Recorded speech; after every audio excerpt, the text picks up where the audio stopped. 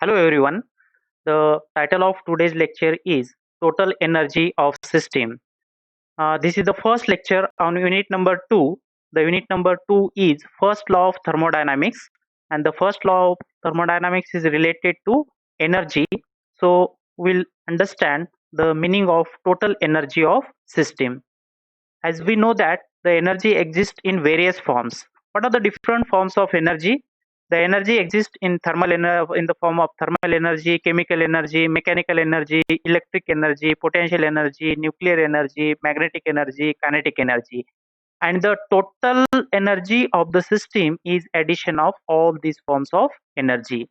And these all these forms of energy are grouped into two two parts, that is a macroscopic form of energy and the microscopic form of energy. So in thermodynamic analysis, it is often helpful to consider the various forms of energy that make up the total energy of a system in two groups. The first one is the macroscopic form of energy and second one is the microscopic form of energy. So let us will learn what are these macroscopic and microscopic forms of energy. What is the macroscopic form of energy? The macroscopic forms of energy are those a system possesses as a whole with respect to some outside reference frame, such as kinetic energy, potential energy. So what is the kinetic energy? The energy that a system possesses as a result of its motion relative to some reference frame is called kinetic energy.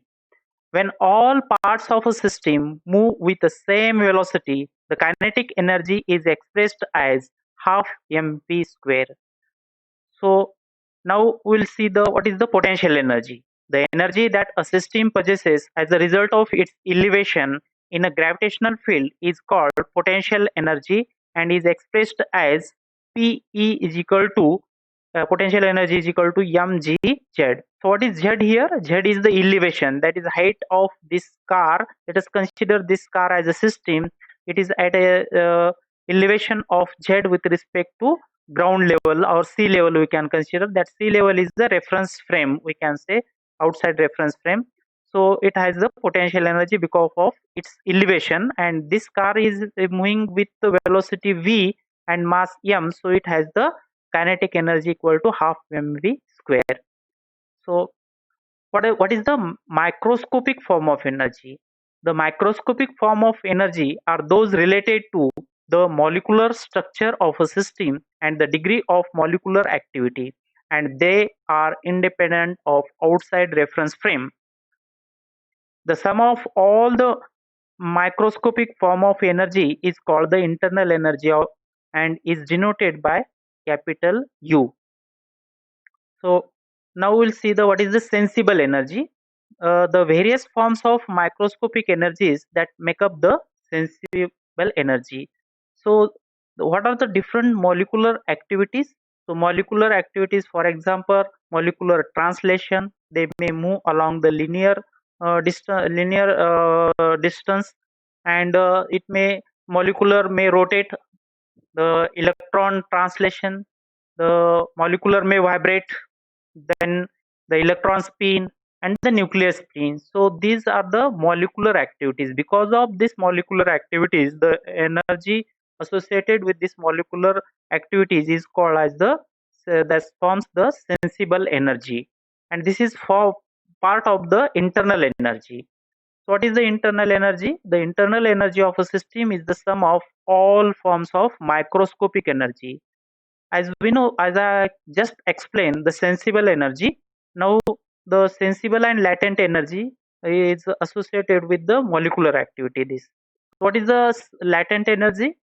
The internal energy associated with the phase, that is solid, liquid, vapor of a system is called the latent energy.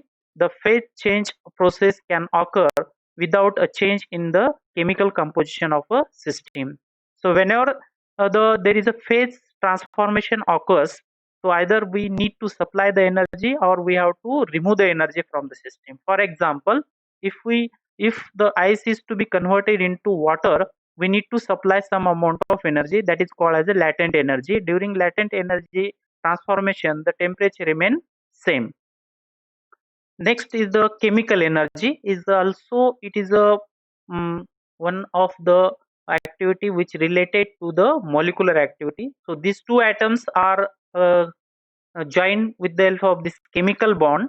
So the energy associated with the bond between the two atoms is called as the chemical energy.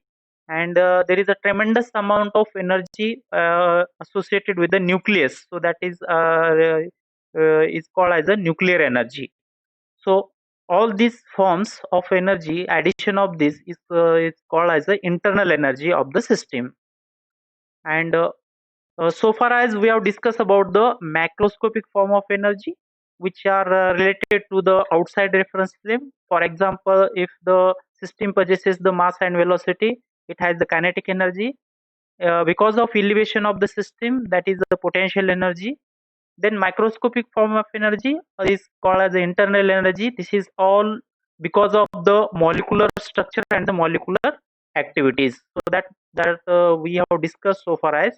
Now there are certain effects, that is magnetic, electric and surface tension effects, and the energy associated with this is also we have to consider in the total energy of the system.